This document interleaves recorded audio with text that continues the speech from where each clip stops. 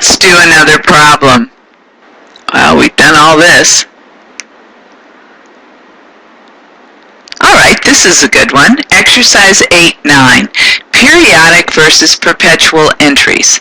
Here we're given a bunch of sales and purchases of inventory and asked to record them under the periodic or the perpetual system and then compute the gross profit. Let's do periodic first. To make a journal entry under periodic, we know that when there's a sale, it's simply you record the sale at the sales price. So debit accounts receivable, credit sales for the sales price. So on January 4th, the first sale, we're going to debit accounts receivable, credit sales for $640 because we sold 80 units on account. On January 11th, we made a purchase. Under periodic, there is a specific account we use when we acquire inventory, and it's known as purchases. So we're going to debit purchases and credit accounts payable for the purchase of 150 units at $6 each or $900. We then had a sale on the 13th, so we'll debit accounts receivable, credit sales just for the sale price, and it was for 120 units at $8.75 or $1,050. On the 20th, we had another purchase, so we're going to debit purchases, credit accounts payable for, we purchased 160 units at $7 each or $11.20.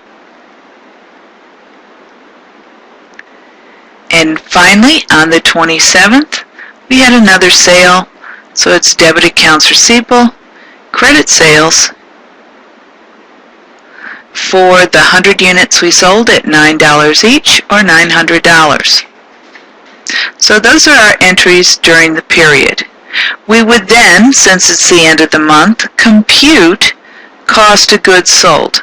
And how you compute cost of goods sold is you figure out beginning inventory, the number of units, the unit cost, times the unit cost equals the total cost, and you total up that beginning inventory plus all those purchases to equal the cost of the goods available for sale. So there's 410 units available for sale at a total cost of $2,520. As far as how many units we sold, I can see that we sold 100, 120, and 80, or a total of 300 units. So if we sold 300 units, then we must have an ending inventory, 110 units, the difference between the units available for sale and the units sold. To compute the cost of ending inventory under FIFO, we know the first ones in are the first ones sold, so what's left is the last in. And the last ones in were the $7 units that we purchased on the 20th. So ending inventory must be 110 units of the 160 units we purchased on the 20th at $7, or a total of $770. That means cost of goods sold has to be $1,750, or the difference between the cost of goods available for sale in dollars minus ending inventory in dollars.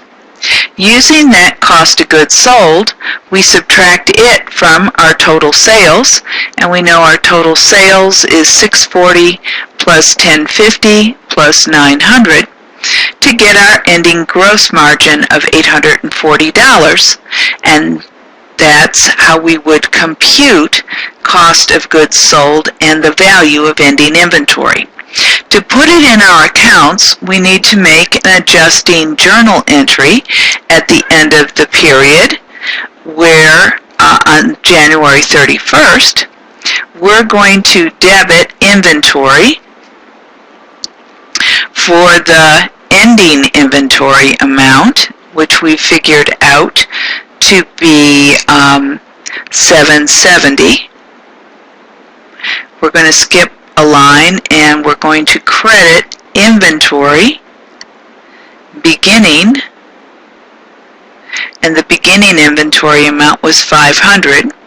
So what this does is it takes the old physical count of inventory from the beginning out of the inventory account and replaces it with the ending inventory amount, which is at the end of the period where we are now. In addition, we need to recognize the cost of the goods sold for the period, and that will be and then we also need to recognize what we purchased during the period. So if we total up our purchases,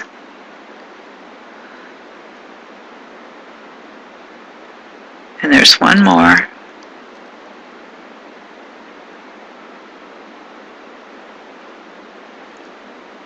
No, there was only 2 purchases. If we total up our purchases, we see that our purchases comes to $2,020. And so to make this balance, we need a debit to cost of goods sold, which we have already computed, of $1,750.